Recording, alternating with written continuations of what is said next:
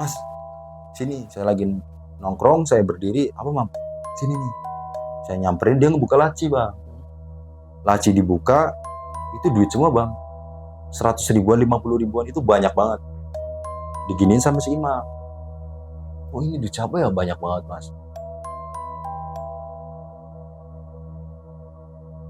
Pas saya mau bangun 4:30 itu, ini orang dari subuh saya kasih air teh ini kok nggak bangun nih bocah.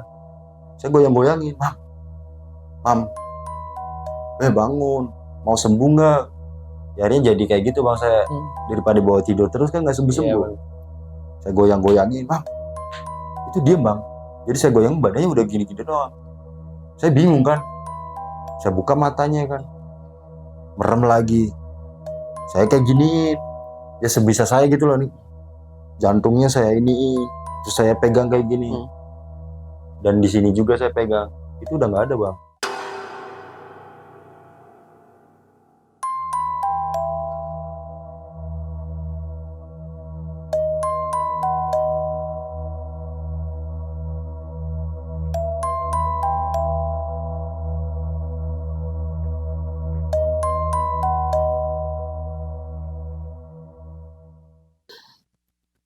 Assalamualaikum warahmatullahi wabarakatuh. Balik lagi bareng gue FD.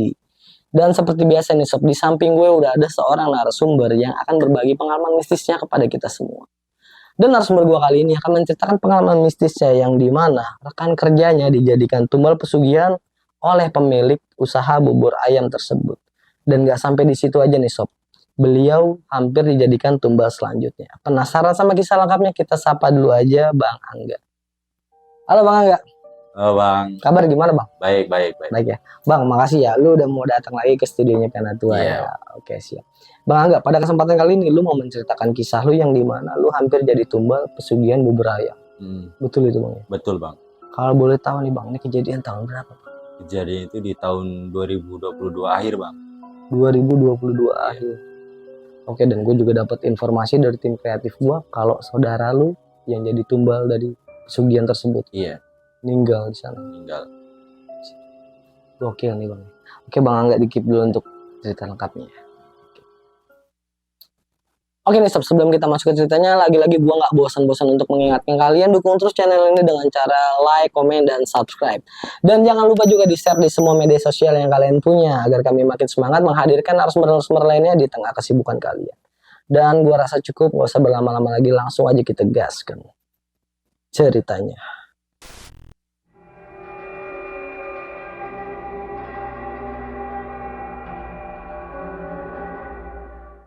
Kejadian itu di tahun 2022 bang. Lebih tepatnya bulan November.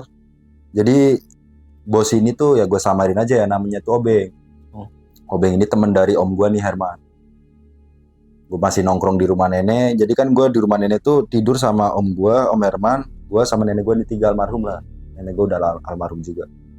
Masih nongkrong karena rumah gue buat base camp. Kita sering main gitar-gitaran lah. Nongkrong di situ, ngopi-ngopi kan. Mungkin karena ngeliat keseharian gue gitu-gitu aja.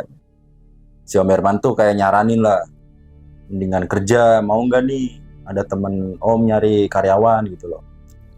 Nah itu ya saya pikir-pikir emang kerja apaan? Bubur ayam. Lah, bubur ayam saya nggak bisa lagi. Sempet ngomong kayak gitu. Ya namanya belajar mah, ya belum bisa lah. Terus bingung di situ kayak bubur ayam. Posisi saya ini kan kayak apa ya namanya? Malu gitu loh berinteraksi. Kalau ada orang beli gitu, malu kan. Masih dipikir-pikir, akhirnya ya udahlah obrolan di situ doang. Kita masih lanjut ngobrol sama teman-teman, main gitar. Hari itu besokannya itu siang kita posisi lagi makan nih di rumah nenek. Dia nanyain lagi, gimana kamu jadi ikut nggak? Ya kalau ada temennya sih mau, kalau sendirian sih enggak lah, saya kan malu. Terus emang ya suka tremor aja gitu. Ya udah ntar tanyain sama temen om ya, kalau emang boleh bawa temen ya ntar kamu berangkat gitu. Ya udah om, saya tunggu kabarnya. Ya, biasa rutinitas hari itu ya biasa aja lah, karena masih nganggur kan, nggak kerja, masih gitar-gitaran, ngopi segala macem, nggak jelas lah. Baru setelah itu balik dari nongkrong itu kan hari keduanya kita nongkrong nggak di rumah nenek kan, di rumah teman saya tuh yang satu lagi. Dari situ Mas Yanu pas balik ketemu Om juga nih, dia bilang lagi, yaudah tuh kata si Obeng, kamu nyari teman nggak apa-apa buat nemenin kamu. Oke. Setelah itu kan bingung, ngajak siapa ya? Bingung tuh di situ, nanya ke temen yang nongkrong di situ juga, mau nggak kerja bubur? Kerja apaan? Karena basic teman-teman saya ini pelaut, jadi kayak ngapain bubur? Emang nggak ada minat sama sekali di situ. Ya nggak apa-apa udah ke Jogja katanya sih, di Jogja gitu. Wah enggak, malu, mendingan di laut aja, dan hasilnya emang gede di laut sih. Jadi teman-teman tuh nggak tergiur buat kerja di bubur. Masih bingung, terlintas lah punya sepupu nih. Saya kan punya sepupu itu, dia dari, bilangnya apa ya? Jadi kakek ini punya adik gitu loh, adiknya kakek, berarti kita saudaraan dari kakek nenek gitu. Iya. Ada si Imam, dia baru lulus sekolah nih, namanya si Imam. Coba nanyain ke dia, saya main ke rumah dia nih. Saya main, ketemu orang tuanya kan, ibunya Imam, sebenarnya, Bu, si Imam ada nggak? Gitu. Ada tuh di belakang, masuk aja ya nggak? Ya, masuk ke dalam, ngobrol sama Imam. Mam, mau kerja nggak? Kebetulan dia tuh sambil nunggu kerjaan di Cikarang. Kayak dia kan basicnya otomotif kan, dia lagi nunggu, ya udah Mam, bubur aja dulu yuk, dapat sebulan atau 2 bulan kek. Ntar kita di sana seneng-seneng aja dulu. Ntar kalau kamu udah dapat panggilan ya kita keluar. Mau Mas pernah kerja di bubur? Si Imam gitu. Ya belum, makanya Mas ngajak kamu ya biar bareng. Wah enggak Mas, malu. Mas aja belum pernah kok ngajak aku sih. Si Imam gitu nih Bang. Ya biar kita sama-sama belajar aja gitu. Pikirannya jangan jualan aja, kita pikirannya kita jalan-jalan aja gitu. Masih sempet kayak gitu Bang, maksudnya biar dia mau gitu loh. Iya. Akhirnya ya udah kalau emang Mas mau ya kapan emang? Ya udah ntar kabarin lagi. Mas juga belum ngabarin sama Om nih. Om siapa? Om Herman. Oh ikut Om Herman? Enggak, temennya yang ngajak. Dari situ udah sempet ya Kak Imam udah ngasih nih buat kita berangkat. Ternyata ya masih lama juga kan berangkat. Saya nongkrong di rumah si Agil. Jadi pas nongkrong di rumah Agil ini kan rumah dia dari rumah saya itu agak jauh kan, masih satu kampung cuma jauh. Nongkrong di situ si Agil tuh tiba-tiba nanya, "Enggak, kamu mau ikut si Obeng ya?" Lah, kok tahu sih Gil? Tahu, dia dari kemarin kesini kan nyari karyawan. Mending nggak usah deh. Dia bilang gitu Bang. Udah nggak usah gimana Gil? Udah nggak usah deh, ntar juga ini. Udah mending nggak usah. Ya alasan nggak usah apaan? Saya nanya gitu Bang. Ya ntar juga tahu Kak, ntar nunggu teman saya lagi si Aji. Jadi Agil sama Aji ini mantan karyawan dia Bang, Mantan karyawan si Om Herman ini. Om Obeng, kalau Om Om Herman Obeng. Om saya, bos Obeng ini kan.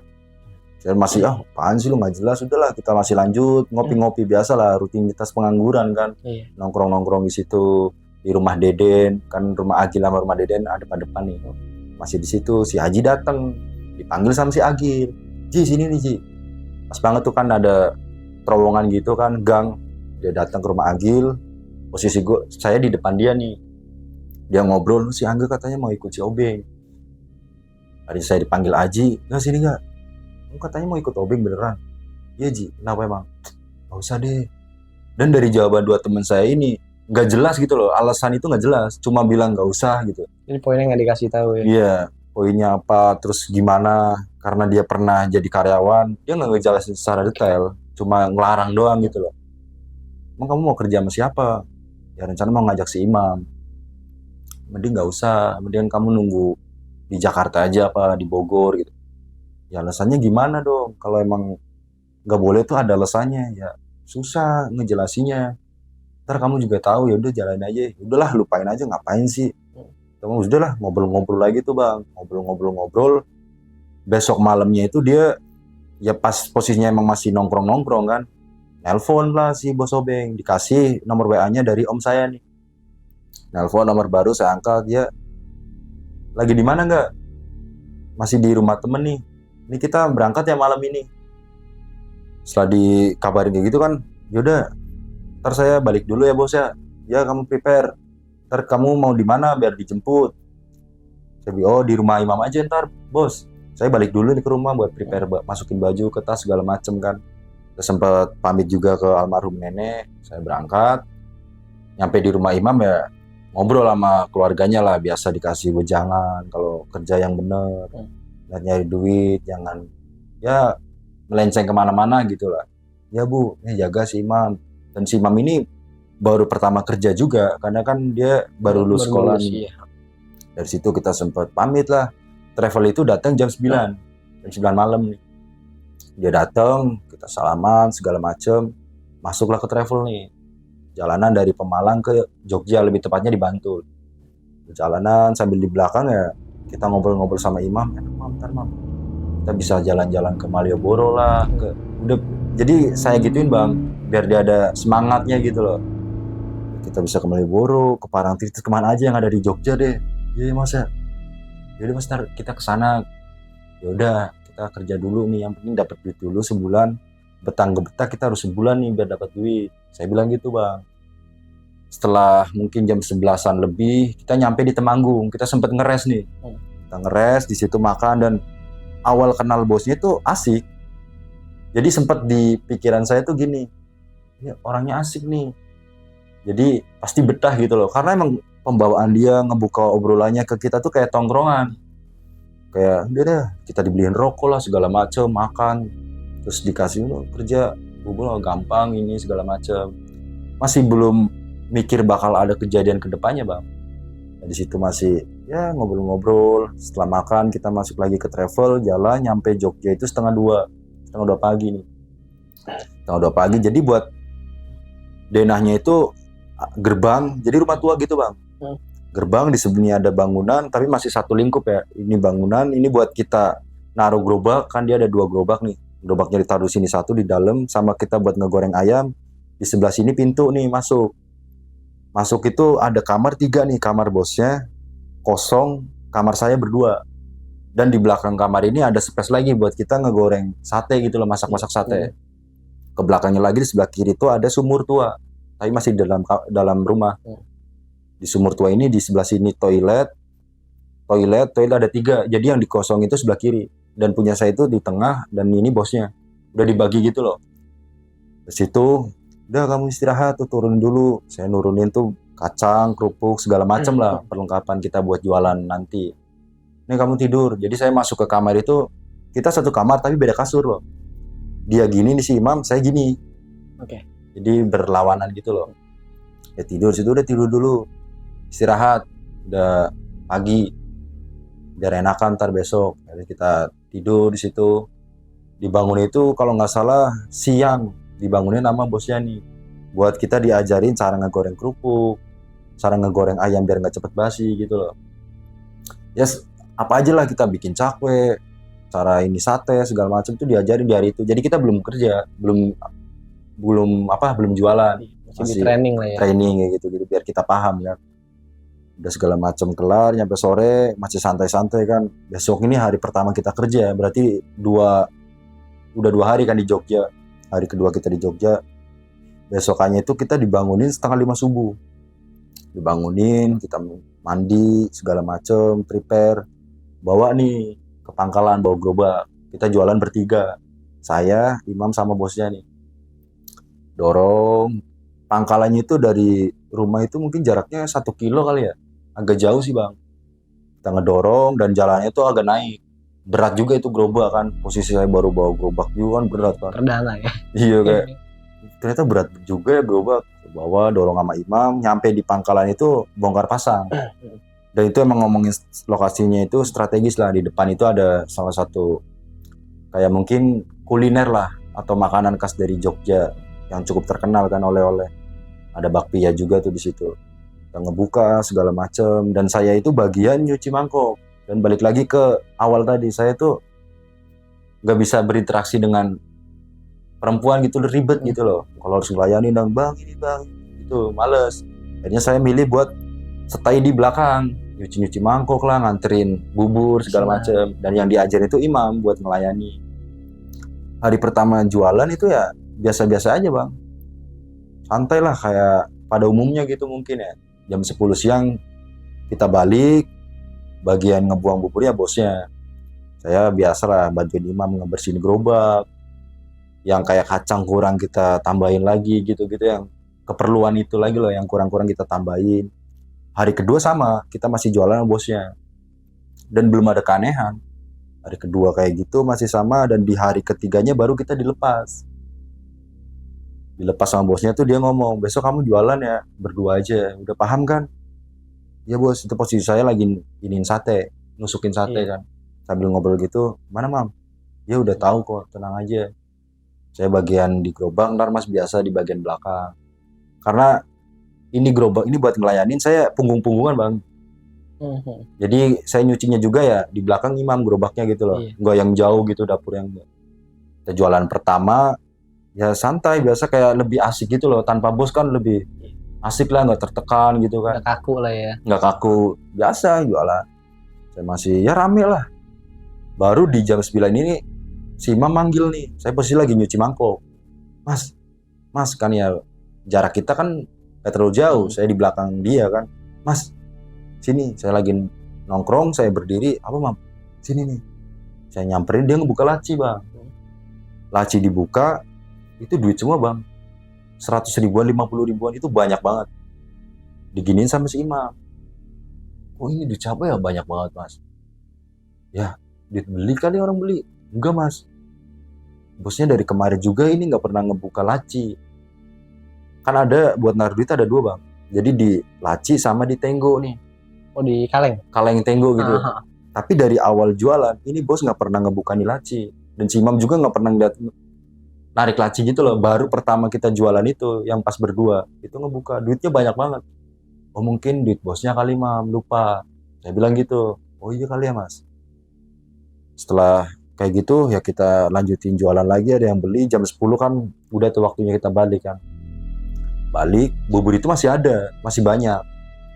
Saya ngomong sama imam itu buat inisiatif, mam kasih-kasihin aja kali ya, daripada kita buang sayang. Ya inisiatif tuh bang, saya kasihin ke tukang parkir, ke orang jalanan yang saya temui kan. Dari situ udah kita balik, jadi nyucinya bareng tuh di sumur kan. Hari pertama aman, di hari kedua lagi kita jualan dan sama. Imam manggil lagi, mas itu kejadian sama di jam 9, setengah 9-an lah. Karena kan dari rute jam 5 subuh nyampe jam 8-an itu setengah 9 itu rame bang. Jadi kita nggak sempet break gitu loh. Iya. Rame terus, ada yang beli terus. Dibuka lagi sama imam. Kok duitnya masih ada ya mas? Udah, bosnya lupa kali, udah jangan diapa-apain. Enggak mas, aneh aja. Masa lupa nyampe berhari-hari? Ya udah nggak apa-apa biarin. Lagian mungkin kamu kali yang naruh di situ. Enggak mas, dia ngambil kaleng nih bang. Enggak mas, ini duitnya. Ya emang di sini ya sempet diambil ya. Kalau ini emang beneran duit dagang gitu loh. Dari situ ngomong ya udah biarin aja, biarin. Jangan diapa-apain, bukan hak kita juga. Ya saya nggak tahu pikiran dia apa kan. Intinya saya ngomong kayak gitu ya udah nih. Lagi-lagi kita jualan itu nggak pernah habis. Dan selalu saya bagiin ke orang-orang sekitar. 2 kali saya bagiin lagi. Ketiga kalinya itu sama lagi, nggak habis lagi, dan duit itu masih ada. Mulai janggal kita mulai ngobrol-ngobrol, kok bos ini kenapa ya kok duitnya masih ada terus. Mulai rada bingung gitu loh. Kalau ngomongin buat jualan, kita tahu porsi kita berapa, itu duit sampai dihitung sama, ya nggak dihitung, itu sempet dihitung ya kisaran 5 juta 7 juta lah. Itu banyak banget bang. Dan itu aneh, itu 100 ribuan sama 50 ribuan. Dan di situ udah taruh aja, taruh. Kita udah ada rasa curiga di situ. Cuma curiganya tuh gini, kok duit nggak diambil-ambil, nih duit banyak loh. Dan setiap kita balik jualan, kalau orang normal ya pasti ditanya habis gak jualannya, atau dapat berapa hari ini kan gitu bang. Dari pertama kita jualan berdua itu nggak pernah ditanya bang. Nggak ditanyain semua. Nggak ditanya. Bosnya. Makanya di situ kadang, lah kok nggak pernah ditanya ya. Kalau kita korupsi atau segala macam, kalau punya pikiran jahat kan bisa aja bang. Gampang. Cuma untungnya balik lagi ya, saya bagian dapur nyuci-nyuci, dia bagian gerobak, dan saya nggak tahu apa yang dilakuin sama si imam ini juga kan. Udah di hari ketiga, hari keempatnya mulai jualan lagi, dan kali ini ternyata bosnya tahu bang. Di hari ketiga kemarin pas saya ngebagi-bagiin bubur, bosnya itu tahu. Dari keempat itu masih ada, dan akhirnya jadi ya udahlah biarin aja bang, biarin, udah jangan diapa-apain, udah biarin. Saya masih tetap dengan rutinitas buat ngebagi-bagiin kan. Pas balik itu tiba-tiba di depan kan posisinya kan masuk dia ini ruangan buat kita ngegoreng ayam kan. Ini masuk ke sini. Itu bosnya udah pakai kolor telanjang baju. Jadi kayak tolak pinggang gini. Maksud kamu apa? Kenapa dibagi-bagiin? Di situ saya ngejawab dalam arti ngejawab gini, ya kan sisa bos, sayang gitu kalau emang harus dibuang. Itu punya saya. Kamu di sini kerja aja. Saya bingung dong di situ. Saya sempat ngomong lagi, ditepis lagi. Kamu saya yang bayar, jangan macem-macem. Itu bubur saya. Tambah aneh kan di situ kayak gini bang. Dari obrolan kita di rest area Temanggung sama itu beda banget, jauh gitu. Di situ saya ngerasa, dah, kok orang kayak gini, kok beda banget sama yang pas pertama ketemu gitu loh. Ini kayak ada yang aneh. Dari situ awas aja kamu kalau sampai dibagi-bagi. Dari situ ya bos, besok enggak kok, baru jualan lagi dan lagi-lagi duit itu masih ada dan kita akhirnya udahlah bodo amat kan. Saya nggak bagi-bagi dan kita jualan itu nggak pernah habis bang. Pasti ada sisa. Ya kalau dibikin porsi 7 sampai 10 lah. Di zaman 2022 apalagi bubur di Jogja kan lumayan kan pas itu udah 8.000 kalau nggak salah seporsi. Saya udah nggak berani nih buat ngebagi-bagiin karena ya amanah juga kan. Terus takut dianya marah juga. Saya digaji dia. Cuma dengan rasa sayangan gini ini masih banyak nih harus diapain gitu loh. Balik lagi udahlah profesional kerja aja. Balik ke depan saya ngangkat kan itu dandang berat. Saya sempat dibantuin sama imam. Bosnya keluar. Ini mau diapain bos? Udah kamu ke sana aja. Tuh yang toilet sebelah kiri. Saya angkat nih bang. Ya karena masih ada kan rada berat kan. Saya bawa aja sampai enggak yang bener-bener gini enggak. Jadi angkat, jatuhin lagi, angkat, jatuhin lagi. Saya ngelewatin si imam itu ya karena saya bawanya berat ya sambil bawa peralatan lah kayak yang lain gitu ya centong segala macem kan. Dia ngeliatin saya, dia nyuci-nyuci di sumur. Saya ngelewatin dia nih. Saya jalan. Pas posisi saya ngebuka nih pintu sebelah kiri bang. Kan pintunya dibuka, masuknya ke dalam nih. Iya. Saya buka gini. Kan biasanya duduk. Jadi memang kayak bangunan lama bang. Biasanya gitu kayak pakai keramik-keramik gitu. Pecahan-pecahan. Itu ada sosok lagi. Jadi kayak nongkrong gitu. Panjang bang lidahnya bang. Jadi begini nih. Itu lidahnya ke lubang kloset. Itu saya kaget. Buat ini sosoknya itu kayak tua, rambutnya itu jarang-jarang, matanya belok. Jadi kayak ngeliatin gini aja, sambil ngeliatin, sambil ngejilatin ke lubang. Saya lari di situ kan sempat saya jatuhin kan, saya lari dikejar sama imam. Sempat dibilang, mas jangan lari-lari, terkepleset. Ya mungkin karena balik lagi saya peka juga kan, saya mikirnya mungkin halusinasi. Tapi itu nyata bang, itu jam 11:30-an. Siang. Kan lebih aneh lagi. Iya. Saya itu bingung. Tadi apaan sih? Saya mau itu setan mam. Apaan sih mas? Yang kayak gitu loh. Mana ada setan siang-siang? Sumpah dengan kayak shock gitu bang. Ini beneran ke tadi? Iya. Cuma ya itu beneran ada. Dan imam nggak percaya di situ.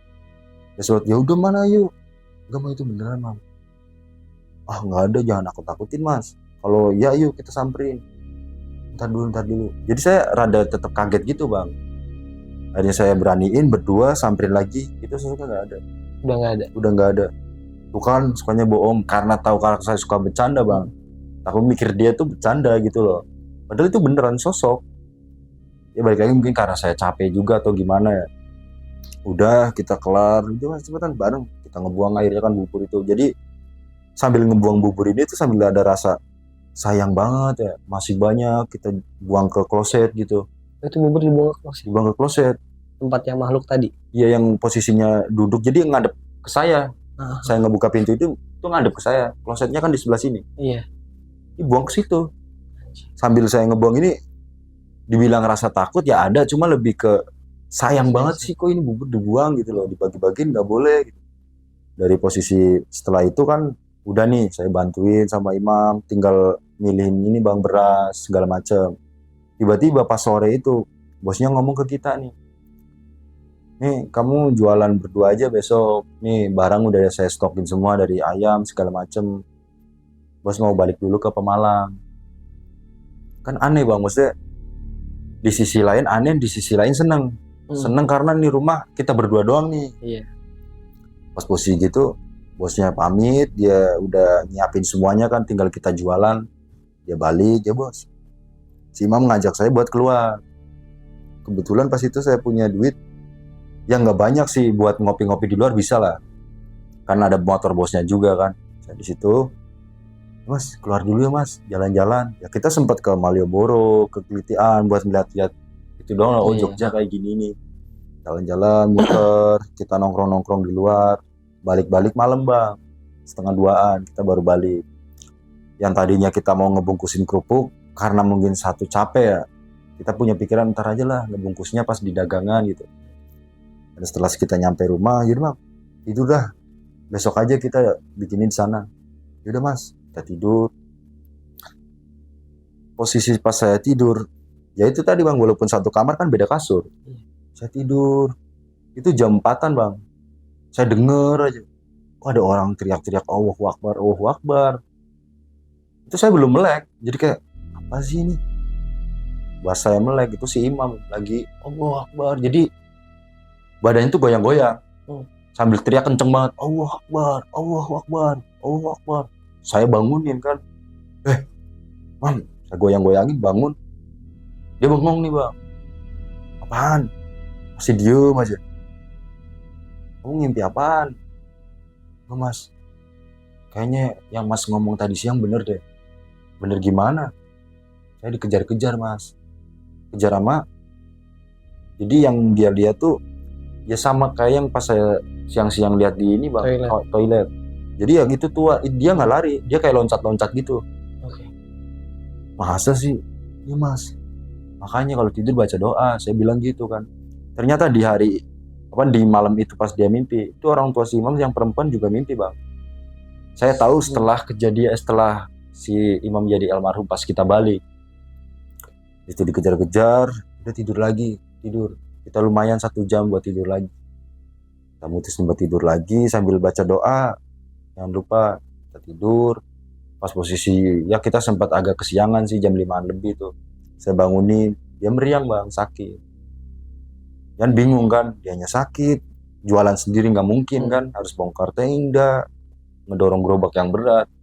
Dia bilang, Mam, kenapa? Jadi mungkin kayak orang kena tipes gitu bang, kedinginan, terus anget.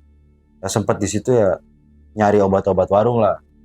Saya beliin obat warung, terus kan kalau bubur kan kita masak dari sore kan. Ntar jadi tinggal dipanasin doang gitu bang. Saya kasih bubur nih, makan dulu obatnya. Sempet tuh dia makan bubur terus minum obat, udah istirahat dulu. Saya bikinin teh manis. Saya sambil ke depan, saya ngambil HP kan, sambil ngerokok bengong gitu bang. Aduh dia sakit lagi, mana ini bubur stoknya udah banyak kan. Kalau nggak jualan hari ini ya bisa basi tuh kayak ayam segala macem. Jadi pikirnya bercabang bang. Saya di situ sempat nelpon om saya kan, Om Herman. Nih si Imam lagi sakit. Dia sempat nyuruh ke klinik gitu, kayak apotik lah, beliin obat atau obat-obat warung. Saya bilang udah kok, udah beliin obat warung. Makanya kayak gitu tuh istirahatnya kurang. Kalau waktunya istirahat mendingan tidur, jangan main atau mainan HP gitu nama om. Udah dikasih obat kan, disuruh istirahat. Biasanya seharian bengong-bengong doang bang, main HP, bengong, rokok. Malamnya itu sama dengan keadaan dan Imam yang mungkin semakin memburuk ya, dia udah nggak bisa komunikasi lagi, kayak udah nggak karuan banget lah, mungkin pikiran saya juga gitu. Bocah udah nggak karuan banget atau gimana sih? Lu apa yang dirasain Mam? Udah diem aja. Dia sempat tuh buka baju. Jadi sempat buka baju, kayak kata dia sih panas dingin gitu. Jadi gerah tapi dingin, tapi panas. Makanya tipes kayaknya. Saya pikirannya gitu bang.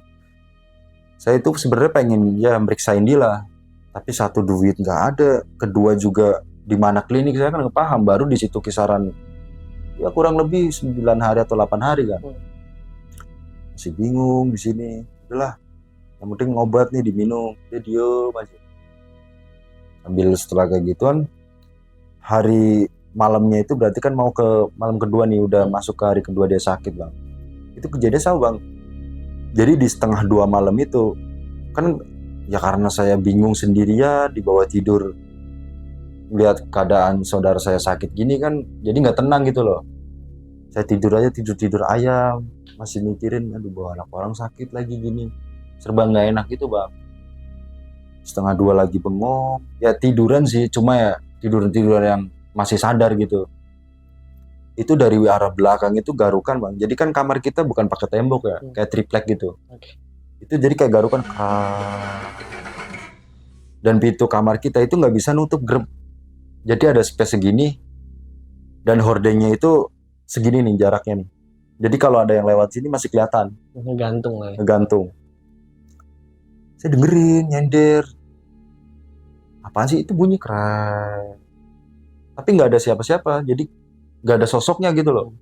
Krek, masuk ke ruangan kosong, garukan itunya. Sambil mikir, ini apaan sih? Kok kayak gini gitu loh. Tetap nggak percaya. Wah salah denger nih, salah denger. Sama bang baru. Jadi urutannya itu letter L gitu. Dari suara garukan itu berubah kayak suara babi. Itu dari belakang lagi. Krok, krok, krok, krok. Mulai ada rasa takut dong. Wajar kan. Walaupun coba dipatahin logika, rasa takut ada. Apalagi saya sendiri. Sedangkan saudara saya udah Nggak bisa ngapa-ngapain. nggak bisa ngapa-ngapain kan. Mau diajak ngobrol nggak bisa. Diem aja. Itu suara babi dari belakang bang. Jadi kayak babi gitulah. Itu dari belakang. Letter L. Cuma kayak ada siluetnya doang nih lewat di hordeng saya nih depan pintu itu. Lewat masuk ke ruangan kosong. Sama gitu. Saya takut kan. Coba buat tidur. Saya paksain tuh merem.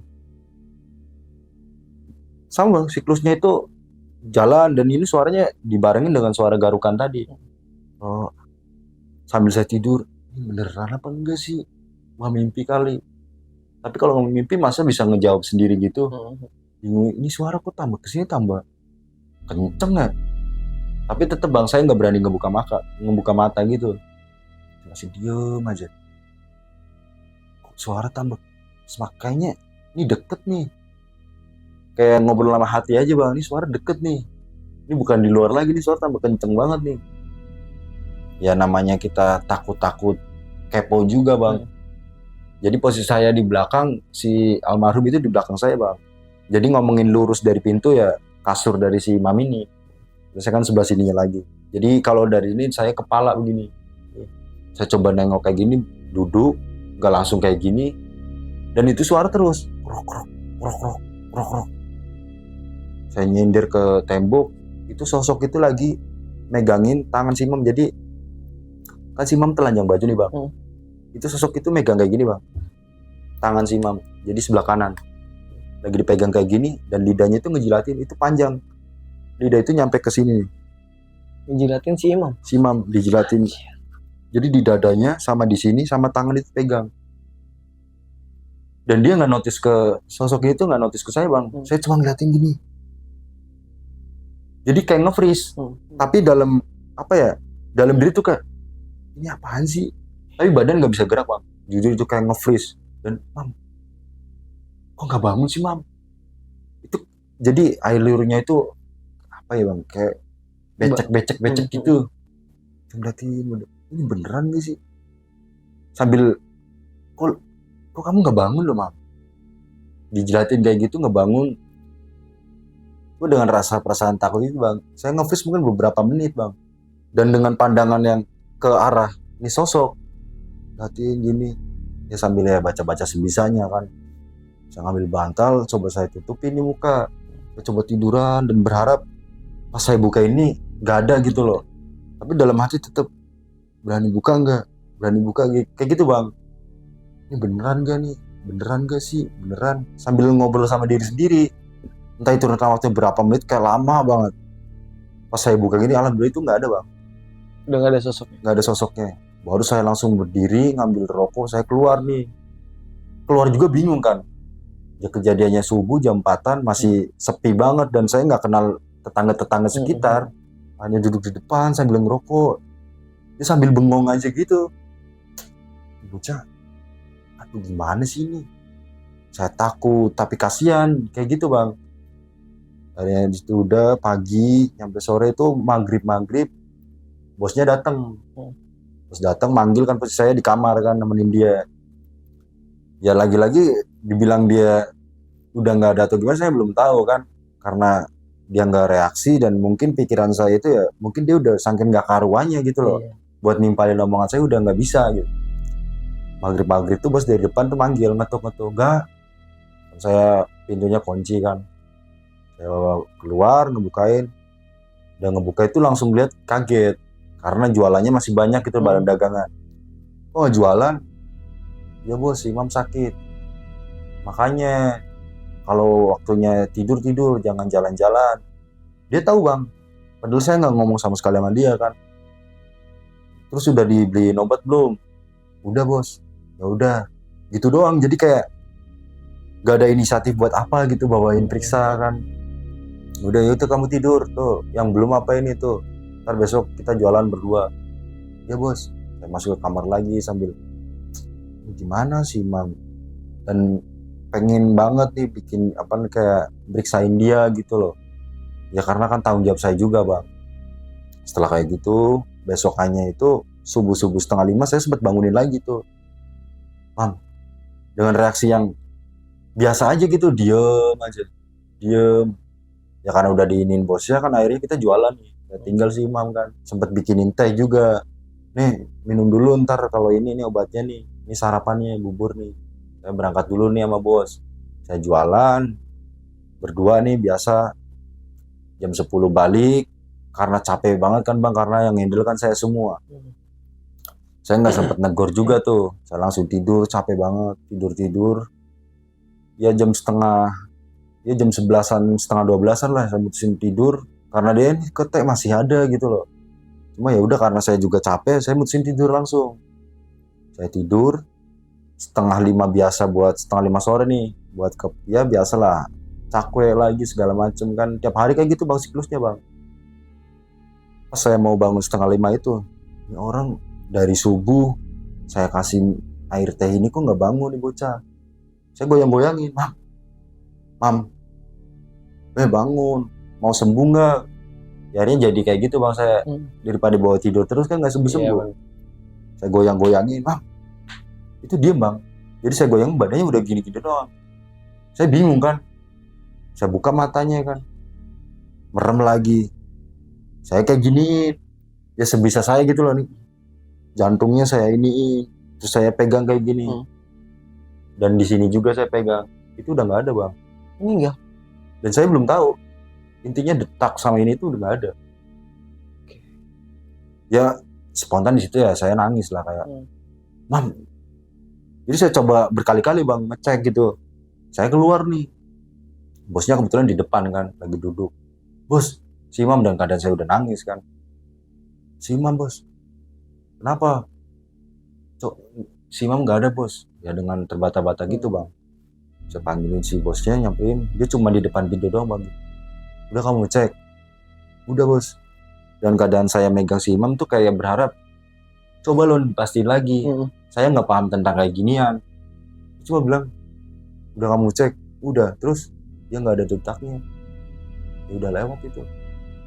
Sama sekali nggak megang sama dia. Di situ sempat apa ya?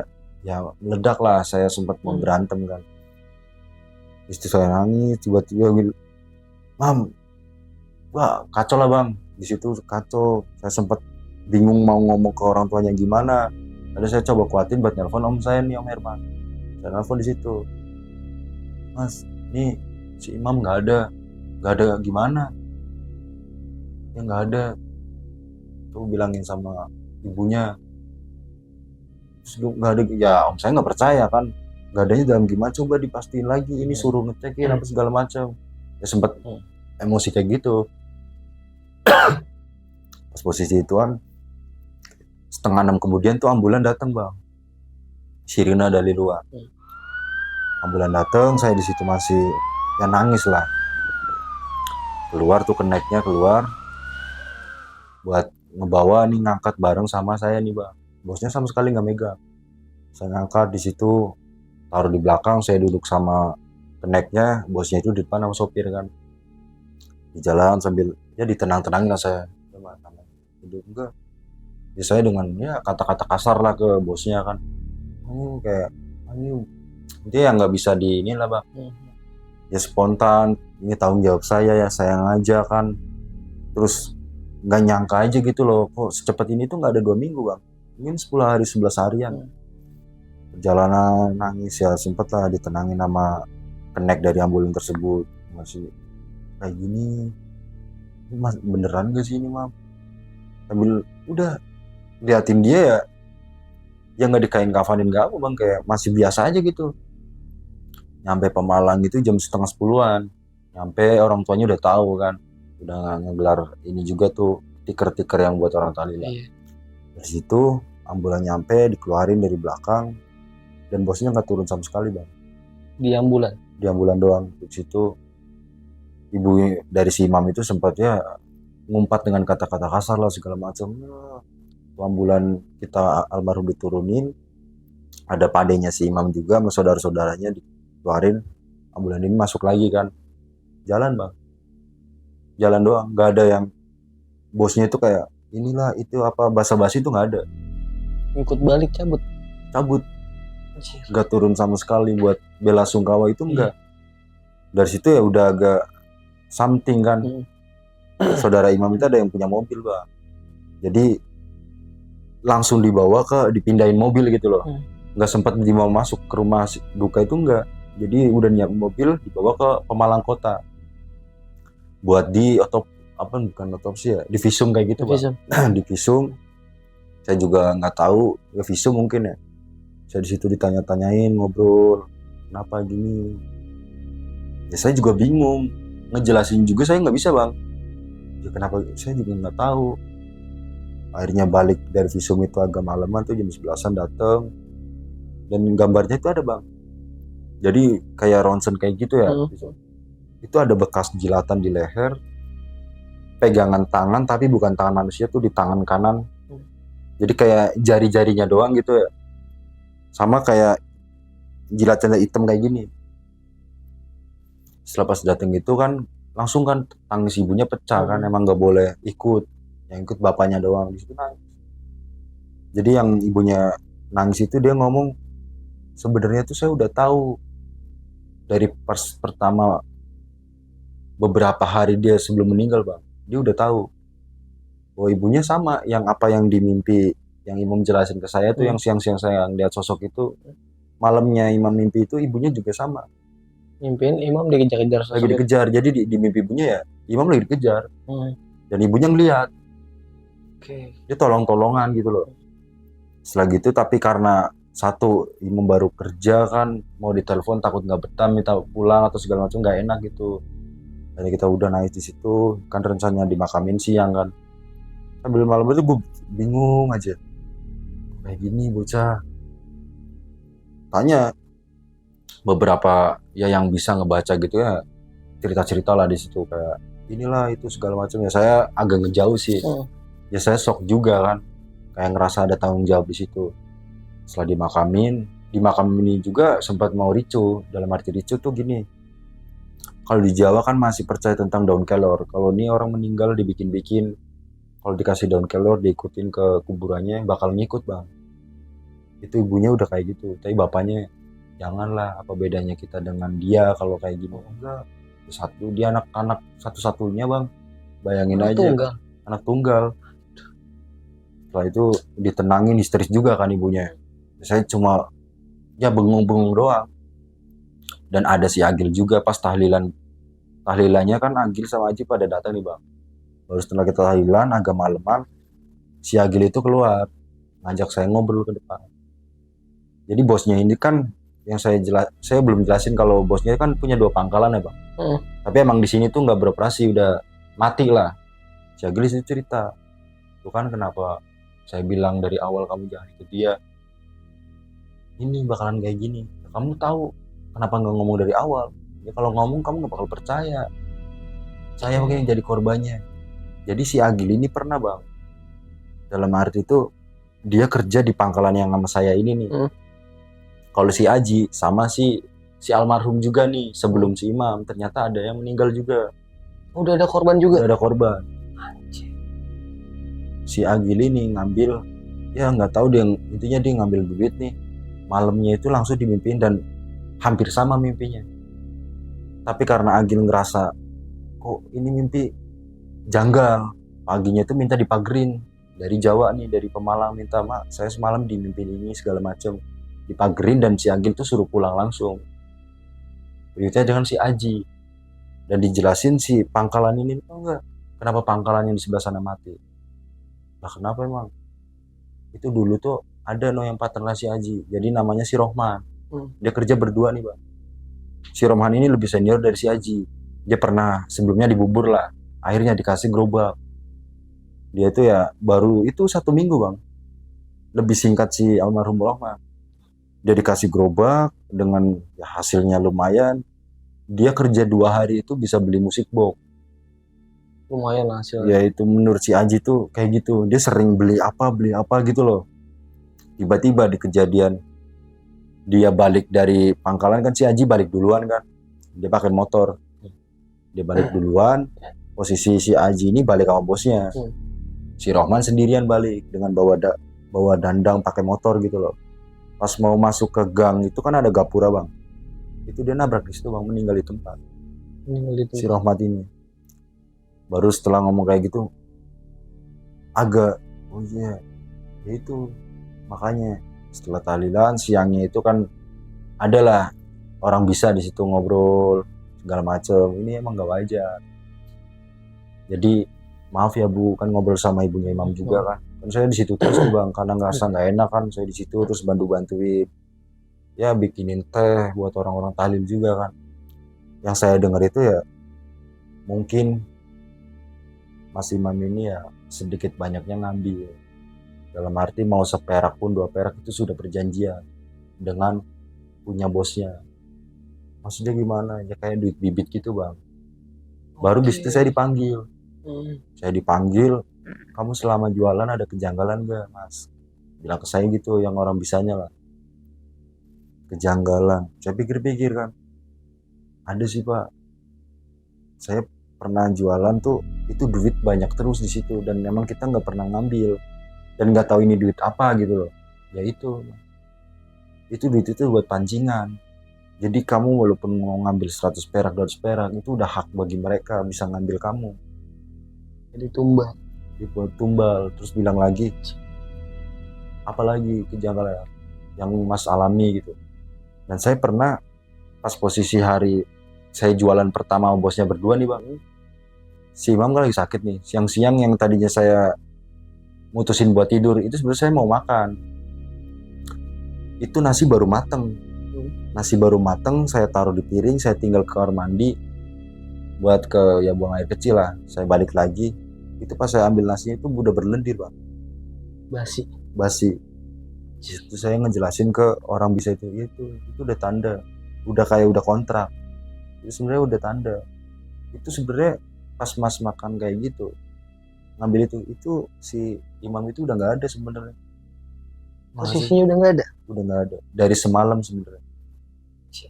Bosnya datang itu dia sebenarnya udah nggak ada. Mas tahu nggak kenapa bosnya pulang ke Pemalang? Saya nggak tahu. Ya itu paling lancarin biar seakan-akan dia nggak ada di lokasi. Dia itu punya 2 pesugihan yang saya lihat di sini. Pertama duit bibit, keduanya kandang bubra. Kandang bubra itu baru mulai kayak dicocok-cocokin gitu bang. Dia punya rumah gede nih emang. Itu rumah paling gede di kampung saya bang. Itu temboknya aja kita nggak bisa lihat rumahnya, saking gedenya itu tembok dan tinggi ya. Itu nggak pernah ditempatin karena dia kan dibantul terus. Itu setiap berapa bulan sekali itu ganti cat. Bahkan nyampe warga di kampung ini bilang itu rumah bersalin gitu karena gonta-ganti baju gitu loh. Akhirnya sempet rame itu bahwa ini buat tumbal nih, ini tumbal sini, rame kan namanya warga kampung. Sempet rame bang, viral bang. Tapi di kalangan warga kampung doang. Itu sempet dilemparin batu. Setelah kayak gitu jadinya itu ya udahlah buat pembelajaran aja. Makanya kalau bukan hak kita ya jangan diambil. Untung masnya nggak ini. Ya saya kan balik lagi saya bagian nyuci pak. Ya itu mas. Makanya kalau pilih-pilih kerja atau segala macam harus tahu gitu Baru si Agil juga ada di situ, dan ya dengan bukti si Agil sama Aji yang ngejelasin itu ya, makanya dia nyari karyawan kayak gitu. Dia nggak pernah nyari itu selama bertahun-tahun di sini. Nyari lagi, kamu mungkin tahu di lagi Bali kayak gitu bang. Itu pengalaman saya sama saudara saya sih bang. Oke Mas Angga, berarti si bos lu ini nih bisa dibilang nih memang sengaja menargetkan lu orang buat tumbal usahanya dia. Anjir sih. Gue penasaran dah Mas deh. Ini kan dia kan, lu kan sempet nemuin duit yang nominalnya nggak kecil ya di gerobak itu ya. Dari situ tuh logikanya ya, kalau memang masih 100-200 kan masih masuk lah. Logis ya. Ini sampai beberapa juta ya. Iya. Itu tadi apa namanya pesugihannya? Duit bibit. Duit bibit. Sama kandang bubrah. Kandang bubrah. Kalau yang duit bibit ini resikonya apa nih di saat misalkan ada yang ngambil dari duit itu? Ya itu udah barter nyawa. Barter nyawa. Iya, makanya seperak 2 perak pun kalau udah ngambil hak dari duit bibit ini ya punya bosnya, kita udah kayak tanda tangan kontrak secara tidak langsung gitu. Ya, udah sepakat nih lu bakal mati. Iya. Nah, selama lu dagang sama almarhum ya, lu sempet ngeliat dia ngambil atau lu sempet nanya nih, ibaratnya kan lu kesana bareng nih. Iya. Dengan modal yang mungkin lu tahu lah keuangannya dia ya. Entah dia belanja apa. Enggak. Makanya di situ yang mungkin heran dia nggak pernah, dan pas posisi kita keluar bosnya balik ke Pemalang kan, kita keluar ke Jogja dan sama emang dia kalau nggak salah ngeluarin 20.000 atau 25.000 deh. Dan itu duit sendiri. Kan kita nggak kosongan kan dari Pemalang ke sana ya, buat kita ngerokok, buat beli sabun segala macam. Iya. Punya duit sendiri gitu loh. Gue yang, Mas saya punya duit 200 nih mas, ayo kita beli minum segala macam. Enggak. Sama 20-an ribu atau 25 lupa deh, intinya kisaran 25-20. Berarti kemungkinannya kecil dia ngambil uang dari situ. Nah itu, tapi menurut orang bisa dia ngambil. Oh yang tadi dibilang itu ya, walaupun seperak 2 perak ya. Itu secara logika, entah dia ngambilnya 100, 200 kan nggak tahu ya. Iya, Cuma apa ya, peribahasanya ya tadi 100 perak. Nah, setelah kejadian ya sampai almarhum meninggal ini, lu sempat nyalain ke si Agil nggak sama si Aji ini? Karena kan memang dari awal ya sebenarnya, kalau gue notice dari cerita lu ini kan dari awal nih dia udah tahu ada kejadian kayak gitu. Nyalain ya seperti hari itu juga di malam tahlilan pas dia datang kan, nyalain dalam arti kenapa lu nggak ngomong? Iya. Cuma kejadian gitu ya. Ketika dia mau ngomong buat hal gitu, tetap nggak percaya bang. Kamu nggak kayak, gue ini loh ini deh, nggak bakal percaya. Kayak abang udah gini, bang nggak usah ikut itu bang. Gue kemarin diliatin sosok ini dan gue ada temen gue yang meninggal gara-gara ini. Percaya nggak bang? Iya sih. Kalau belum ngalamin. Nah itu kan karena secara logika tuh nggak masuk, makanya buat orang-orang yang awam tuh nggak bakal percaya. Lu sempat nanya nggak ke si Agil dan si Haji nih? Dia sempat nemuin sosok yang kalau bisa dibilang ya, kalau gue menyimpulkan ya dengan sosok yang lu tadi gambarkan kayak mirip Smeagol ya di film Lord of the Ring ya. Iya. Yang lihat si Agil lebih ke Agil mimpinya sama apa yang dialami oleh almarhum Imam. Kalau si Haji sih enggak. Dikejar-kejar. Iya dikejar di mimpinya, dan paginya itu dia minta dipagerin ke Pemalang, nelpon orang tuanya kan. Setelah ngomongin dipagerin itu, dia disuruh balik langsung. Balik aja ke Pemalang, nggak usah dilanjutin kerjanya. Dan si Haji, kalau Haji sih enggak, lebih ke dia partnernya tragis, si nabrak ke perut si Rohman. Iya. Nah kalau si Agil ini dia memang ngambil. Dia ngambil. Oh dia ngambil. Bilang sendiri yang ngambil. Pas itu dia ngambil 20.000 buat beli jajanan, karena di samping berayam ini kan sebelah sana ada jajanan gitu loh. Apa ya, kayak risol atau segala macam gitu-gitulah. Dia ngambil buat beli itu. Itu doang yang dia cerita, dia ngambil cuma buat beli kayak gitu doang. Kan kembaliannya gitu. Iya, kembaliannya. Kan ini kan duit ratusan ya. Ada yang 50-an ya.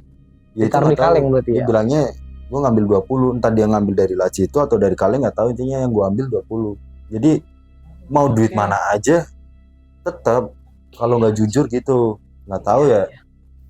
Gila, konsekuensinya kejam banget ya. Makanya. Ibaratnya ya. Maksudnya dan kan gajinya juga sampai sekarang gue nggak dibayar. Enggak. Dan gue nggak minta juga sih. Gue kerja ya kurang lebih 2 minggu lah. Nah setelah kejadian nih, itu kan si almarhum siapa tadi? Almarhum Imam meninggal nih. Itu posisi bos lu kan datang cuma nganterin jenazah doang. Setelah itu cabut.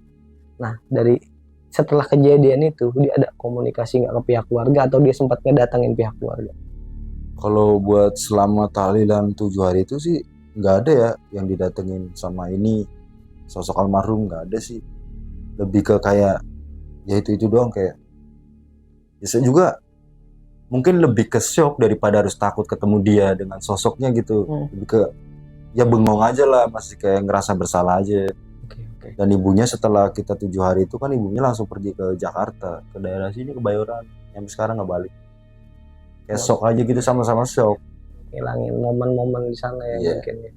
Iya. Nah setelah kejadian itu si bos Obeng ini nih, bos Obeng datang nggak ke rumah si almarhum atau ketemu lagi sama Om Herman ya? Enggak, dari kejadian itu udah kayak putus aja pertemanan. Padahal dia dari kecil tuh mainnya sama om gue tuh bang. Dia orang kampung saya juga, bukan orang luar yang nikah sama orang kampung saya, enggak, dia dari situ juga. Makanya kan langsung rame pas itu. Oke. Jadi bukan secara nggak langsung lagi, secara langsung dia memang menunjukkan ini ulah gue, makanya gue nggak berani untuk Iya. datang lagi. Cici, gokil sih.